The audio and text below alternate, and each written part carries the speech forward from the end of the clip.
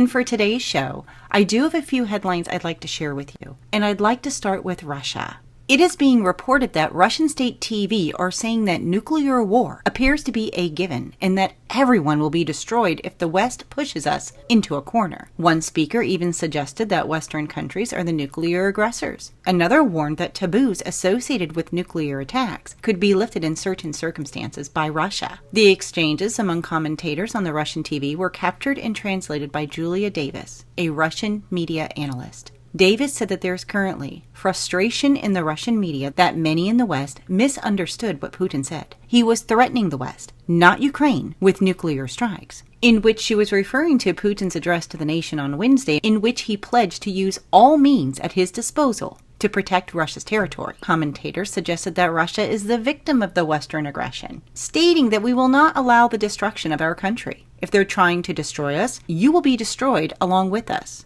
What should we do to avoid the nuclear war? Or is it already a given?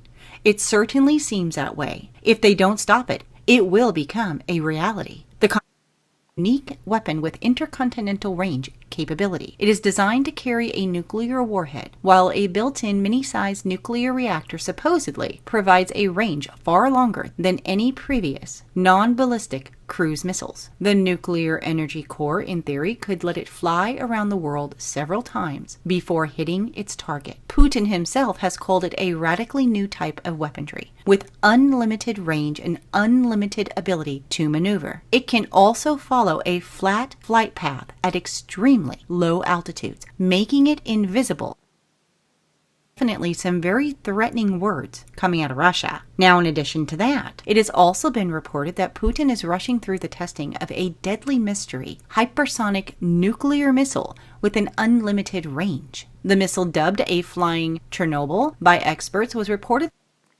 Shalom, shalom, all praise, honor and glory to Yahweh, Bahashem, Yahweh Shai, Bahashem, Aka, Kadash, and the Mahana to the elder and the apostles of the Mason who do well, and peace, blessing, and salutation to you. I am pushing these rules to the four winds of the heaven, and be on the forefront of this spiritual war, and to make sure Jerusalem is established as a praise, and here on yes again, as in the days of old. So, amen. It's a mid, I'm praying, man.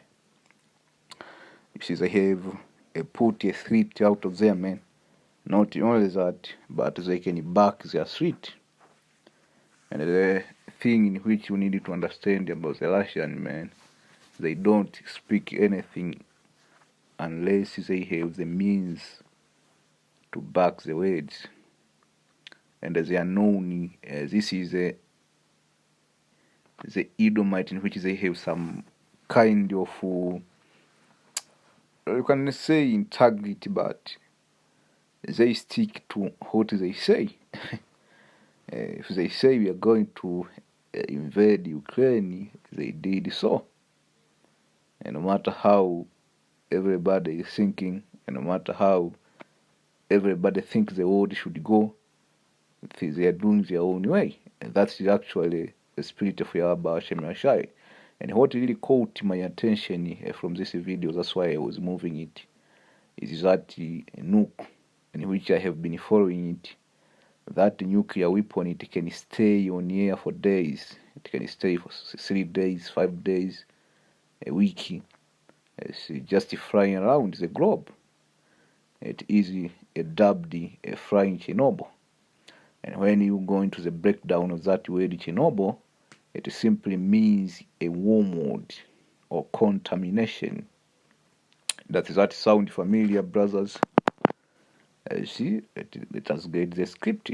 So this is the book of Isaiah. You see, I started at 13, I started at verse 16. It says, their children yes shall be dashed to pieces before their eye, their house shall be spoiled, and their wife ravished.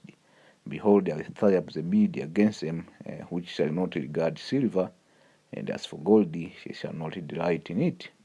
So there won't be any kind of trade deal or negotiation in which, you see, it will convince the Russian to think otherwise for the things they are doing. And another thing which you need to understand when you go to that word bear is in the book of, let's get the book of Let's get to the book of Revelation. Let's see. This word here, Revelation 13:2, it says, the beast which I saw, like unto a leopard, and his feet were as the feet of the bear. When you tap into that word bear, it simply means self-sufficient.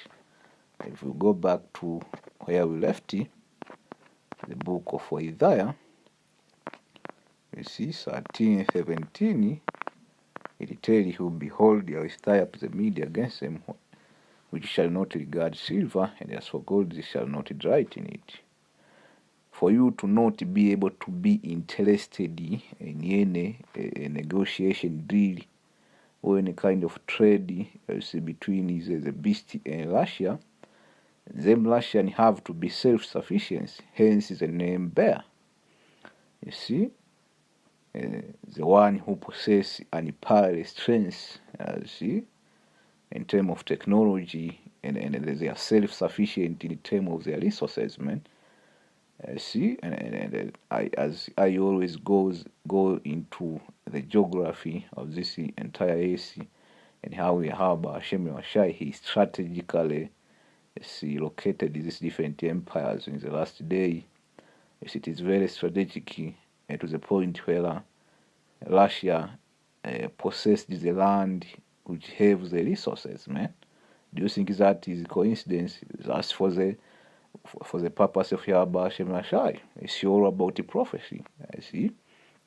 When you look, you see the 10 horn, in which the 10 horn is EU, they are also located very strategically, and the Lord made it to the point that they have to depend the bear, see, for resources, man, in which that will react, see, as a chess piece, man, in this last day. See, in which that chess piece have been moved in this chessboard of wars, man.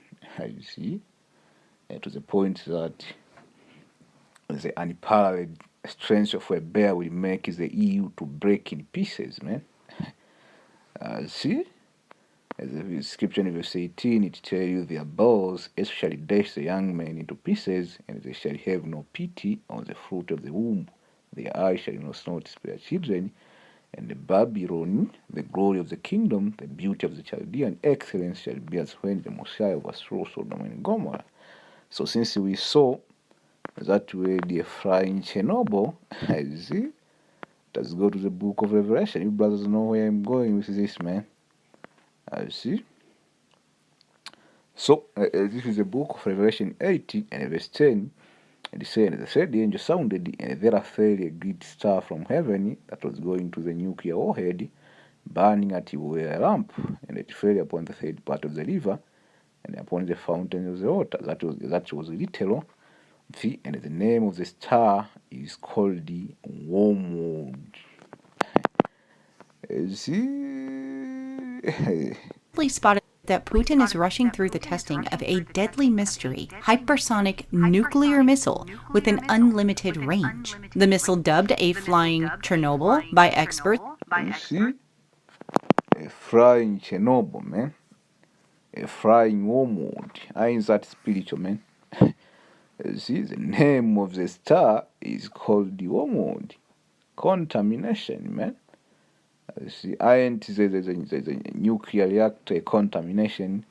The third part of water became wormwood, in which that word wormwood simply means contamination.